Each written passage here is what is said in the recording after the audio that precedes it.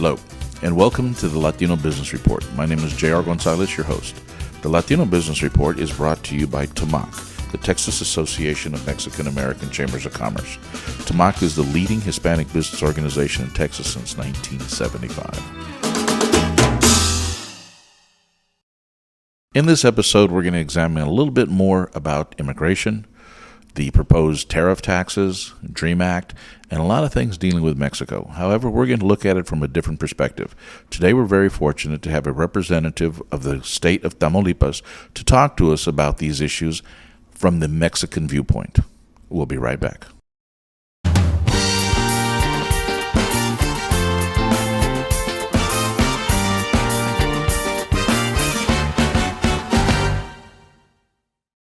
Today we are in McAllen, Texas, and we have with us a gentleman, and his name is Francisco Galvan Garza, and you are with the government of Tamaulipas. Correct, JR. Thank you for being here, sir. Thank you for the space, JR. Appreciate it. Now, Francisco, you have a very interesting position with the Bilateral Commission? Correct. What is that, the Bilateral Commission? Well, this is a position on the state of Tamaulipas that it existed before, but it was never promoted and enhanced. And now the new governor has a lot of interest on getting this position going and getting that relation between the state of Tamaulipas and Texas enhance and improve and get it larger with the time he's going to be a governor. Okay. So, and this is a new governor, correct? Yes, correct. This governor has been in power for only 4 months. And his name? His name is Licenciado Francisco Javier García, Cabeza de Vaca. He just took power 4 months ago, and it's a 6-term period for a government. 6 years, correct? 6 years period on the government of Mexico. So there's a long ways to go. Now, which party is he with? Now, I understand that he's kind of taken over, and for the non-traditional party, he's come in. Yes, Tamaulipas, JR was governor by 86 years. For the official political party was a PRI, and our governor is from the PAN, which is the conservative political party. And this is an historic event. Tamaulipas, it's excited to have a new governor, and it's excited for the transformation that the governor has promised on his campaign. And of course, things don't happen in 4 months. We have to give it Absolutely. time. We have to give it a time and be patient. But I'm very sure with the determination that he has, that in 6 years we're going to be seeing a very different state than what we have right now. So it's 86 years under the other party. Correct. The PRI, and now the PAN is taken over. Correct. Now, just for our listeners, it's a 6-year term, because governors in Mexico aren't allowed to run for re-election. Is that correct? It's Correct. just 6 years and they're done. That's it. Same Yes. as the president. Exactly. 6-year terms. Yes. So in that 6 years, what's the agenda of the governor? What is he going to do? And first of all, before we get into that, Francisco, just for our listeners' benefit, Tamaulipas, where is that located? All right. This is a very interesting question you're doing, JR. A lot of people knows where Texas is, but a lot of people doesn't know where Tamaulipas is. Tamaulipas is a state that is right south of the border of Texas, one portion of Texas, because Texas, its neighbor not only with Tamaulipas, its neighbors also with Nuevo León. The state is neighbors with Coahuila, and its neighbors as well as Chihuahua. The last border town that we have with Texas is El Paso. Texas is a big state. Texas is a big state. So what is the main city in the U.S. across from Tamaulipas? What would be one Well, of the major crossings? we have 3 major cities in the border town of the state of Tamaulipas, bordering the state of Texas. The first one, starting from the east to west, is Matamoros, with a population of about 800,000 people. Then from Matamoros, the U.S. city opposite of that is Brownsville, Texas. Brownsville, okay. And we have Reynosa. Reynosa, okay. With the people, with the city, neighbor city of McAllen, Hidalgo. Okay. And then we go to Nuevo Laredo, which the neighbor city is Laredo, Texas. So we have very, very big, large, important cities. So the state of Tamaulipas pretty much covers the majority of the Texas-Mexican border. A good chunk of it. Good chunk of it. Yes. Okay. Yes. So that's why the governor is very, very interested on promoting his state in the state of Texas, and by the governor being an American citizen as well as a Mexican citizen, and he graduated from Houston on his college degree. He knows the culture. He knows the language. Is the first governor. He's bilingual. So So you have a bilingual, bicultural governor. Correct. So he was born in Mexico? Born in McAllen. Born in McAllen, Texas. Born in McAllen, raised in Reynosa, went to high school in McAllen, went to college in Houston. Dual citizenship. Correct. Okay. Correct. And then he went back and got involved politically and became governor. Got involved politically in the times when President Fox got elected. Mm-hmm. I have known him since then. We've been friends since then, and we've been collaborating with him in all through his political career. And for me, this is my first public assignment. I've been always an entrepreneur and a business guy, mm-hmm. and this is my first time participating on a government assignment. But I'm very glad and I'm very happy to do it. And I think that the governor has been very careful to assign him the correct people to represent him in every single position, because he wants to make sure that every position is covered by honorable, decent, knowledgeable people. Good. And I cannot thank you enough for doing this. It's so last minute. In fact, for our listeners, we just met maybe about 4 or 5 hours ago. Correct, yeah. And we had a nice dinner with some other folks from Tamac, and we're back now getting this podcast. You have the authority to talk about some things, and if I get to something that you're not comfortable answering, please let me know. Sure. But I can't help but wonder, Francisco, in the mind of the Mexican people, what are they thinking about what's going on in U.S. politics right now?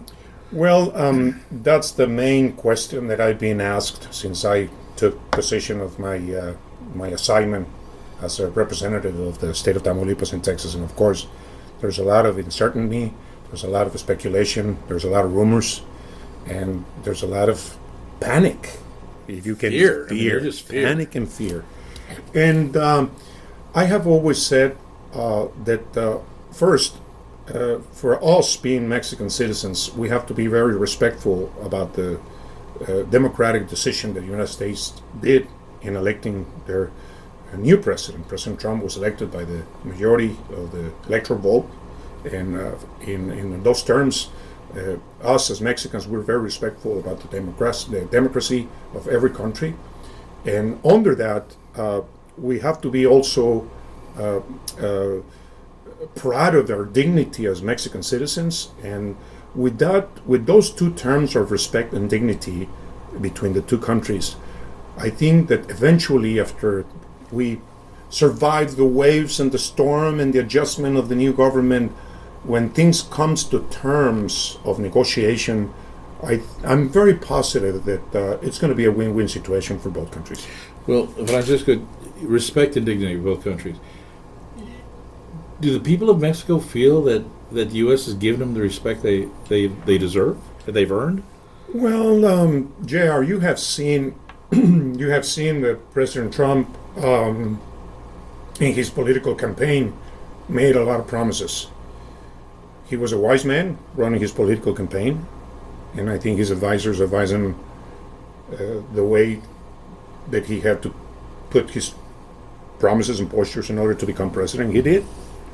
A lot of the things that he said and he promised probably could be offensive for the Mexican people, and sometimes they are, because he, I think, sometimes gets a little bit over the threshold line. And, a little over the top. Yes, but like I said, we're very respectful. The Mexican people are respectful, and but they have dignity. Mm-hmm. And President Trump, I think that eventually, if he's surrounded by smart people like I think he is, he's going to come to terms and say, I better like my neighbors, because we're neighbors by geography. We don't go and buy a house picking our neighbors. I mean, we've been neighbors for as long as Mexico is to the south of the United States. Well, not only are we neighbors, we're also friendly neighbors. We're friendly neighbors, and the United States and Mexico have been friends and partners for many, many, many centuries. Centuries. And I don't think a lot of people realize it, but even during World War II, Mexico put the 201st Expeditionary Squadron, which is the very first time that Mexican soldiers fought off of Mexican soil to help the U.S. as partners during World War II in the Pacific. Correct. And they were very successful. They were very successful. So, very successful. Very brave. Very brave soldiers. And as we've done that, as we've been partners, not only as neighbors, but in trade. I mean, between NAFTA and trade. One of the things that bothers me, Francisco, is I'm hearing some of the the dialogue, the rhetoric, if you will. A lot of people in the U.S., well, we're going to build a wall, or we're going to throw a 20% tax, tariffs. We're going to do this, and we'll force them to pay for the wall, because once we cut this off, they have no choice but to work with us. But Mexico has choices. I mean, from my perspective, looking at a global economy, if the U.S. were to pull out of Mexico, if they were to start making some changes, and they can do it, which they can, they can do it. But that would just open the doors for China, any number of countries coming definitely. Earlier, we were talking about the OMC. Could you kind of explain that a little bit? Yes, I was telling you. There's two issues. There's two main issues there are occurring at the moment. One is the immigration issue, which is a big concern for Mexico. And the promises of President Trump, they're being now dramatic. He's lending his promises, and of course, there's a lot of concern in Mexico about the deportations and about our co-nationals that are leaving the United States, because the more concern there's in Mexico on the issue of deporting migrants or co-nationals is the possibility of getting those broken families and spreading them apart, and so that's a big concern. Mexico, it's preparing to face the deportation of all our connationals that are going to come. And the second aspect about being worried about the deportation of our people, it's what's going to happen with the free trade. But we have seen that on the few days that President Trump has been in power, all the executive orders that he's been trying to pass, it's not only that he wants to pass them, there's a lot of international rules and laws that have to be approved and passed in order for him to land those orders. And it can take years to get them approved. And then the free trade agreement is going to be the same. It's the same thing. So with the stroke of a pen, he just can't get rid of NAFTA? Of course not. Mexico, Canada, United States, we belong to the OMC, which is the Organización Mundial de Comercio. There's 41 countries involved in this. So United States has the right to pull out of the free trade. But I just want to mention something. Mexico, from those 41 countries that belong to the OMC, we do 85% of our trading with the United States and 15% only with the rest of the 40 countries. So just by saying that, you can understand the potential that Mexico has if it turns around and starts looking towards Asia or Europe or somewhere else. Exactly. So I don't think it's convenient for the United States to lose such a great customer as Mexico the way it is right now. Now we're going to touch another issue, which is go ahead. Let me back up, and I think that's important. Where the United States can't afford to lose such a good customer. A lot of people are under the impression that products come from Mexico, we're buying everything from Mexico, and Mexico's not getting anything from the U.S. That's a wrong concept. Okay, explain that a little bit. It's a wrong concept. See, in trades, there's always going to be a deficit. Okay. But if you see the benefits of a trade... But may I add that even though there's always a deficit, and the U.S. have had a deficit, Texas has actually had a surplus. Well, I mean, that's where you have to balance things out. Year after year. I mean, decades of surplus that Texas is actually getting. That's the reason why Texas never went down the tubes in its economy, because the trade it had with Mexico, period, was solid and was sustainable during the tough economic times. If it wouldn't be for that trade that we have so much in common, that's why Texas, through the tough years, survived. Because of the trade ahead with Mexico. So what are some of the things that Mexico buys from the U.S. that actually gives an advantage to the U.S. as Mexico being a customer? Well, I can go and name so many things, like if you go to Mexico, and if you just go to Monterrey, you can see the amount of American companies. It's not that I'm saying that the Mexicans come to the United States and buy, because the possibilities that as Mexican citizens have a visa permit to cross to the United States. But if you see the corporations, the American corporations that are established in Mexico, I mean, I can tell you McDonald's, H-E-B, Coca-Cola, Walmart. The reason why Ford, Chevy, and Chrysler moved to Mexico 8 years ago, because remember at the beginning when President Obama was in office, that those corporations were in a lot of trouble financially. And the reason why they survived is because they moved to Mexico and they found cheaper labor, and they survived. So all the products and all the companies that have been established in Mexico, and they sell their products in Mexico, you're talking about billions of dollars. Well, couldn't the argument be made, Francisco, that because during those tough economic times and when auto manufacturers and people moved to Mexico to establish their plants, that took jobs away from Americans? Well, yes, probably did. Probably I have to say that probably it did. But if you see in the terms of job creation and job opportunity, the labor cost in the United States, it's very expensive. Mm-hmm. The reason why a lot of corporations, not only the car industry, but the air conditioners, the televisions, the washers and dryers, and a lot of goods that the middle class consumer in the United States buys, and the reason why they can afford to buy it at the price they're buying it is because they're manufactured in Mexico. My question is, if President Trump is pushing for those corporations to come back to the United States, just to give you an example, JR, a Mexican worker in an American car plant in Mexico makes $25 a day. The same work in the United States makes $25 an hour. So I'm assuming that those corporations, General Motors, Chrysler, Ford, are going to come back to the United States. How are they going to be able to subside the cost of labor to bring those products, those cars, at the same price level they're affording right now? No, I mean, the price of the car would have to increase 20, 25, 30%. if not more. I mean, it'd be, the per hour rate. What about the TVs? What about the washers and dryers? What about the blenders? What about everything? So I don't know where is President Trump has great ideas about reducing the income tax. He's putting money back in the pockets of the American consumer.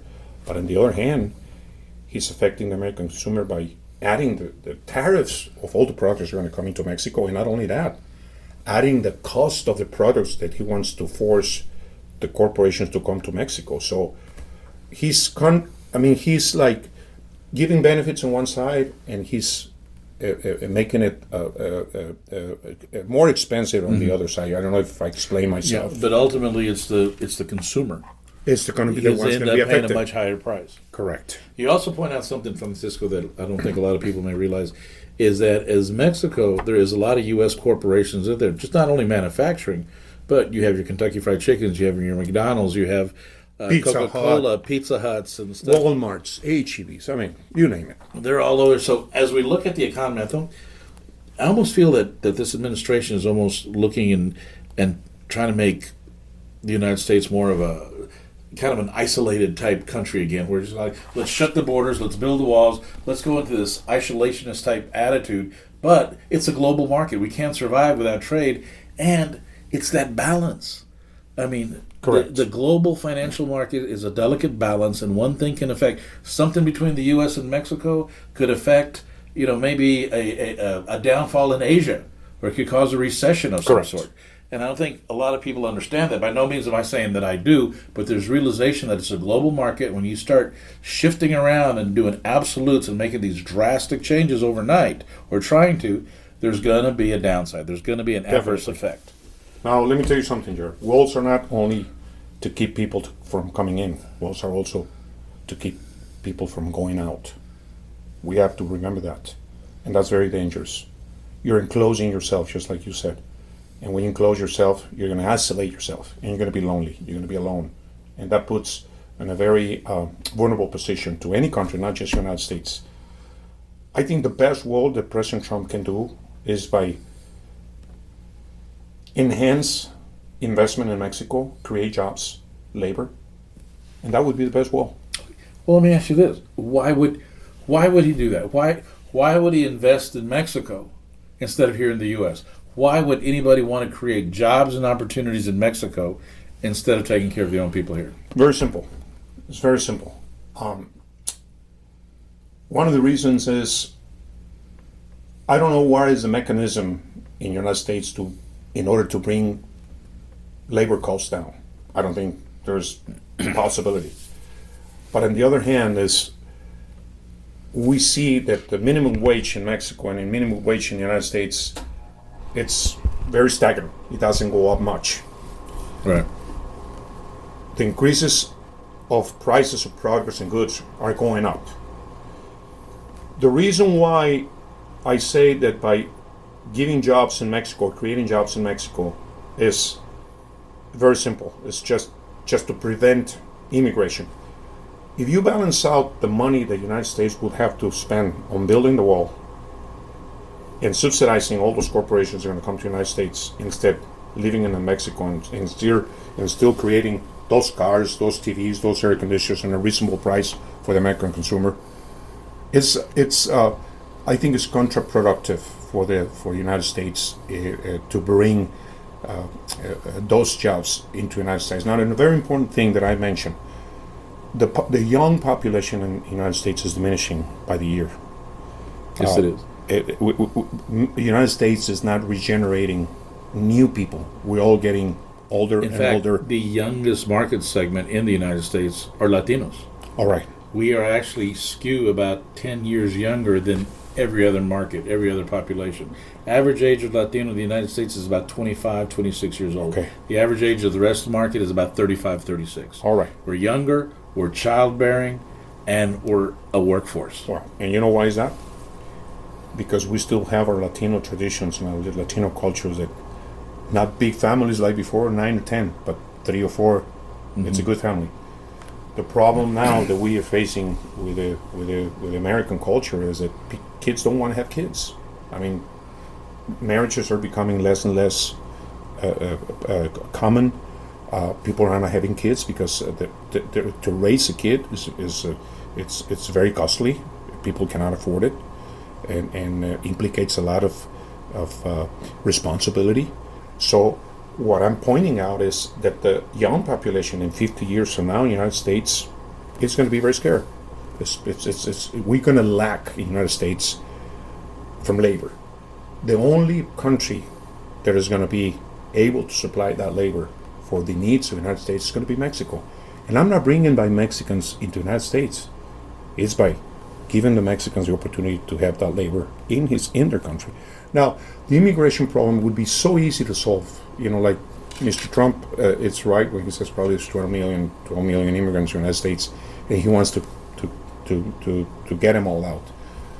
But what would be the problem to make this program of all those workers, like we already see in several cities of the United States that they went one day without immigrants. Yes.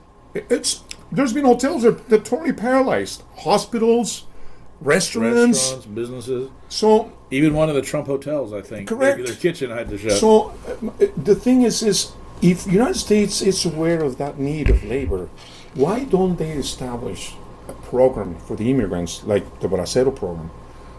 Don't you think that those people that have been in the United States for 3-4 years don't want to go back to their country and visit their families, their parents, their grandparents and stuff? Of course they do. What would be the problem to issue those permits for those people to come, do the labor 6 months? Well, I guess one of the answers to that could be, well, by having a guest worker program, Bracero program, isn't that taking jobs away from Americans? Yes, it is. We're going to the same question, taking jobs away from Americans. But let me tell you something. There's a lot of jobs that Americans don't want to do.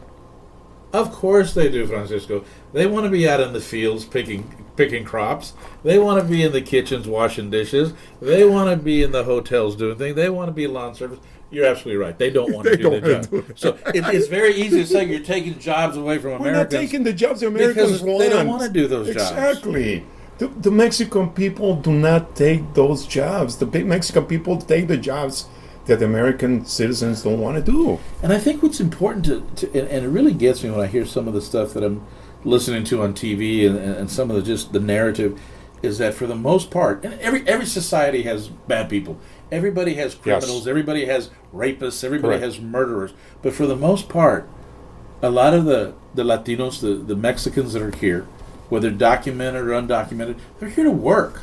They're not here to cause crime. They're not here to cause trouble. They're hardworking, and they put in the time, they put in the hours. And to your point, Francisco, I agree. I was just kind of playing the other side of the coin, but I agree that investment into Mexico to establish a better way of life, to increase the growth of a middle class, is going to be very beneficial to the United States. Correct.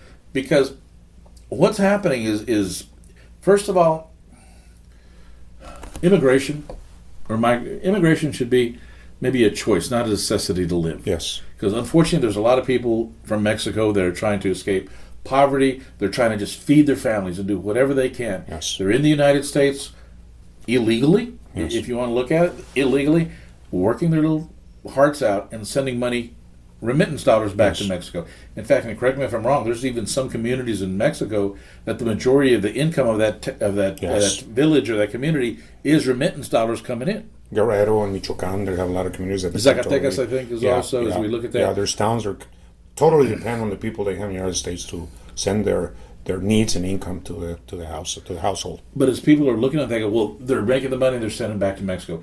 Yes, but while they're making that money, they're paying taxes on it, they're living here, they're doing everything else. But to your point, it makes more sense to have a guest worker program that people can come and go freely across the borders, people that have been vetted, people that have been checked, people that have been ID'd, people who we know who they are and where they are. Because after a certain amount of work, they invest, they buy a home, they start a business back in Mexico, and they can go back and live with their families and instead of trying to bring their families to the U.S. and living in the shadows and in fear for the rest of their lives. They don't want to do that. Exactly, and I don't see why a lot of people don't understand that is not necessarily the choice of everybody. They want to survive. They want to be happy. They want to take care of their families. And unfortunately, sneaking across the border into the U.S. is sometimes the only choice that they have. Correct. So as we do this, and I think it's interesting, I find it, wasn't surprised, but I found it intriguing as to the amount of effect it had. Correct me if I'm wrong, but when Trump, as he was getting closer in the elections, and once he became president, the peso devaluated tremendously. Yes, it did. It did. Well, it really dropped when he was elected. But it's still down. It's still down. It recovered after he got elected. The peso got all the way to 22.5 to 1. And it has been recovered since then in the last 30, 40 days. It's to the levels of 20, so we have dropped 2 pesos. But it's still a lot of uncertainty. But for comparison, before Trump, it was what? 13? 13. Well, 13 to 1. But I have to address something that is very important. The depreciation of the peso, it's part of the uncertainty and the speculation that the new government of President Trump has created. But it's not all the fault of what President Trump has put in uncertainty. The Mexican government has a lot of guilt in this depreciation. Our actual government right now is going through lack of credibility, lack of faith. We have a lot of work to do in our own country, JR. Before, that's one of the things that we say, because we have to be honest, and I'm honest as Mexicans. Well, I appreciate your candor. And our observation and our comment of what the things that we see in Mexico, we have to clean our kitchen first, sweep out the water out of the kitchen first before we start judging anybody else. So we have to correct our country, and we have to create jobs in our country, and we have to improve the quality of life for our citizens so they don't have that temptation or the need to go to the United States. We have a lot of work to do in Mexico. And I feel very confident that the new generations and the new mentality of the new people are focusing more on doing things right. Mexico cannot stand anymore the type of government that we have had in this past 5 years. There's no room for that. And Mexico, for me, I'm very optimistic that after the new election is going to come in a year and 8 months, is going to take the right turn. I see Mexico in 10 years from now being... You say elections in 8 months. Which level of election? 1 year and 8 months. That's a presidential election. And I'm very optimistic that Mexico in 10 years is going to be positioned in one of the strongest economy in the world. Well, it seems, just the state of Tamaulipas, if it's been 86 years under one party and now it's a shift. Yes. What caused that shift?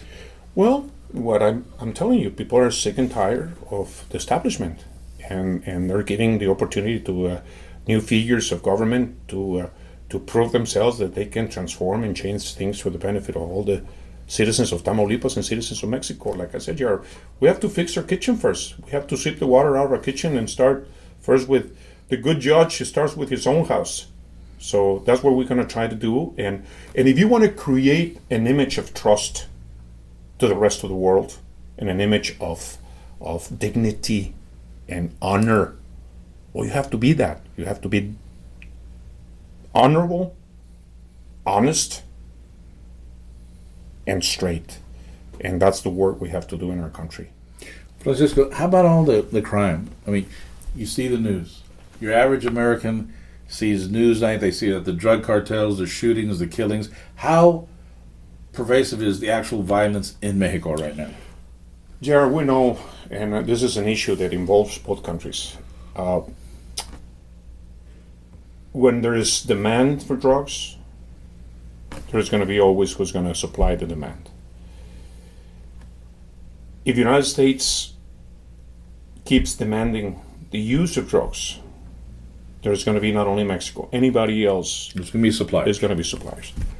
You know what's the sad thing about it is that American consumers of drugs spend $150 billion a year in drugs. 150 billion a year.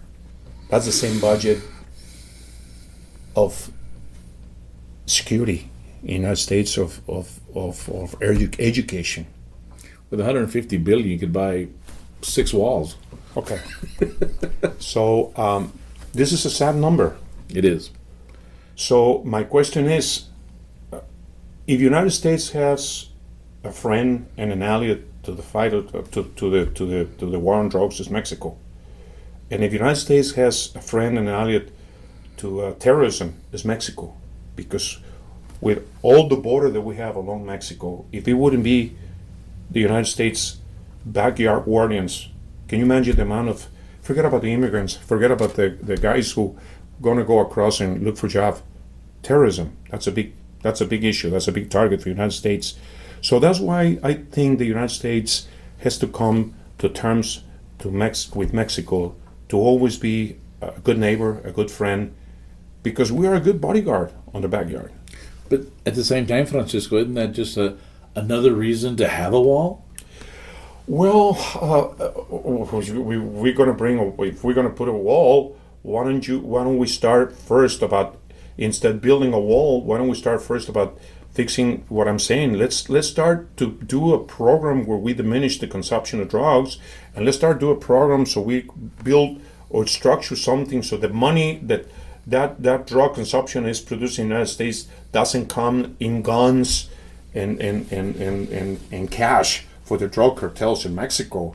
And with that, with the creation of jobs in Mexico, it will integrate a program that we all can start getting in a very social way. Crimes are committed everywhere in the world.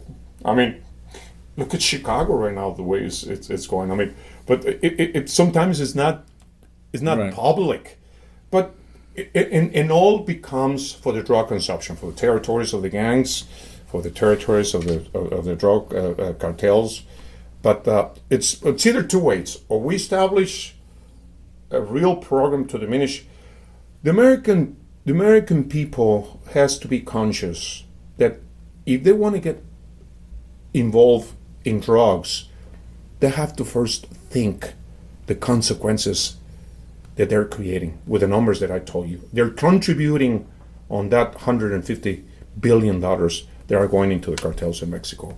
So we have to do something. Walls are not going to stop immigration, and walls are not going to stop the traffic of drugs. I can guarantee you that. Walls, well, and there's the argument, do we need a wall or do we need a fence? Some sort of barrier. Barriers exist. I know some of them are ineffective, some are obsolete. You see a 20-foot wall, you have a 21-foot ladder leaning up against it. Yeah. You have tunnels, you have all kinds of ways. And I think a lot of times people forget that over 40% of the people here that are here illegally came here legally.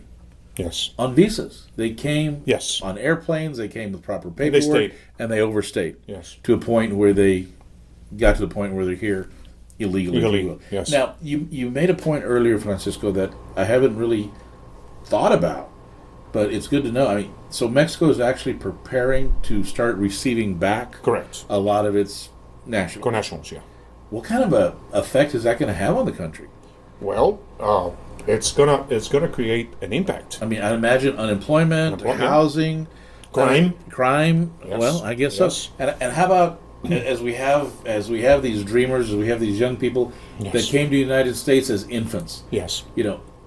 Babies, Yes. 2, 3, 4, 5 years old, who the only country they've ever known is Yes. the United States. Yes. And then if they get deported back to Mexico That's and not knowing anybody, not having family, and probably not even speaking the language, correct. how are they going to survive? That's And how is Mexico going to deal with that? To be honest, we don't know yet. We don't know yet because we have never faced an issue in a situation like that. I'm hoping that it doesn't get too drastic like it seems, and that with time we come to a consensus, to a middle point, to say this is not going to be good neither for the United States or Mexico, and try to build up a mechanism or an immigration reform that is beneficial and works for both countries. Because let me tell you something, all those immigrants who are working over there are the people who are picking up crops in the fields. They're on the roofs, they're on the roads, on the pavements, on the all the labor force that I mentioned to you that the American people don't want. I have friends in Arizona. I lived in Arizona for 21 years. I have a lot of friends, very successful. They're involved in several business. They're all shaking because the people, one of them is in construction business and says, Francisco, I have to wait up to 3 weeks to find somebody to pour slab. He doesn't find labor for that. Wow. You don't think that's going to create an impact on the growth, on the potential growth in the construction business? Of course it's good. The landscaping business. And on the price of houses and products and services. So I'm optimistic that we're going to come to terms and realize what is convenient, and if we come to the middle, it's going to be a win-win situation for both countries. Francisco, is Mexico safe to travel in? It's getting safer. I would not say that it's 100%, but let me tell you something. I go in regular basis to Monterrey. I go regular basis to Victoria. I'm not gonna lie. I don't like to lie. I don't like to say things that are not truth. It's still a very vulnerable place in certain parts of Mexico. Not all. There's a lot of states. Let me tell you something. Mexico has a very large community of American citizens living there. San Miguel de Allende. Chapala, Mérida, Cancún, La Paz, Baja California, Los Cabos. I mean, there's tons Large of American places. communities. Very large because it's very affordable and they're happy. And one of my favorite places, Campeche. Oh my God. Campeche. Yes. People ask me, Jeff, why do you go to Campeche? There's nothing there. I go, exactly. That's the point. There's mangroves, there's pyramids, there's Fish, there's shrimp. flamingos. It's a beautiful life. Exactly. So, yes, there are Mexico. The points, the focus of danger are not spread all over Mexico. There are certain areas. So there's a lot of stuff. There's safe places to go to. Lots. And people can really enjoy. And I would only imagine, Francisco, with the devaluation of the peso right now, that American dollars at a premium, Oh and my you could God. live, you could like a enjoy king. like a king and a vacation down there. If you retire as an American citizen, go live up to Mexico, you can live as a Saudi king over there. And there's nothing more hospitalious and friendly than the people from Mexico. Okay. You mentioned something earlier before we started recording that I found fascinating, as about medical tourism. Yes. Can you explain that a little bit? Is this something evolving? Is this something new? What is medical tourism? Well, we know for a fact that medical care in the United States is very expensive. Sometimes even to be able to afford medical insurance in the United States is out of reach for a lot of people, middle-class people. The opportunity right now with the drop of the peso value on compared to the U.S. dollar gives the opportunity for all those people that don't have coverage on insurance to have very affordable medical care in Mexico. And you name it, from the basic dental care, eye care, two very popular surgeries are performed in Mexico. Which of those? One is the gastro bypass surgery, which a lot of people goes to Mexico to perform that, and cosmetic surgery. Those are two big surgeries that are performed in Mexico because they're not covered by insurance. Francisco, medical tourism, that's definitely something we need to talk about a little bit later on. Unfortunately, we're not going to have time for this show. But I do agree. As I cross the border right there in the valley into Progreso, I often get medications, contact lenses, and even my dentist. The dentist I go to on a regular basis is in Mexico. And it's quality work, it's good work, and it's just so much less expensive than here in the U.S. But like I said, that's for another show. Francisco, thank you for being with us today. Ladies and gentlemen, you've been listening to the Latino Business Report. My name is J.R. Gonzales, and this has been brought to you by TAMAC, the Texas Association of Mexican American Chambers of Commerce. To find out more, you can go to our Facebook page, Latino Business Report, and write your comments. You can also find us on SoundCloud and iTunes. Thank you very much for listening, and until next time.